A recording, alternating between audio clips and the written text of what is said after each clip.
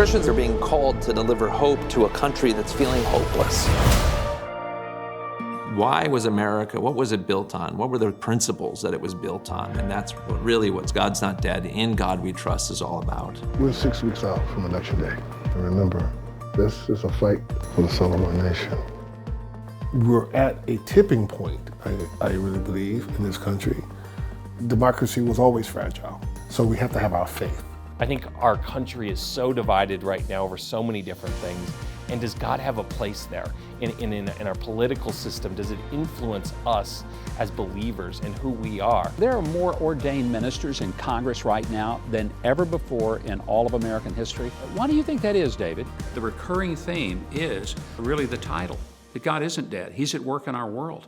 And he's working through people, sometimes ordinary people. Did Reverend Dave set out to be in politics? Not at all. But God has an interesting way of using us in ways that we would never imagine. I'm not a politician.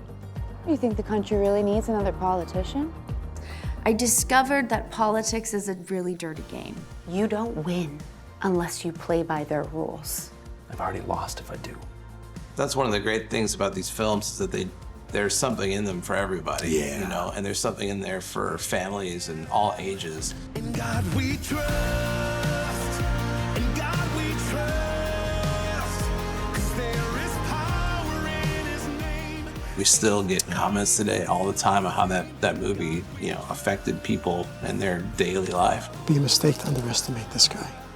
People love an underdog story. People should come see this film and all the God's Not Dead movies. And I pray that we return to being a country that values tradition and values who we are as Americans. How do you know it's God?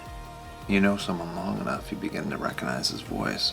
It talks about real people, real relationships. You can relate to all the characters, and they're all going through something. This movie is going to be, I think, really even more powerful, or just as powerful as the first one. 40 million Christians don't vote.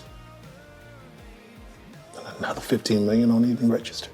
And I think that if we don't make some big changes in this country, we could lose our country. We could lose the freedoms that we have taken for granted. That concerns me very much. In God we trust.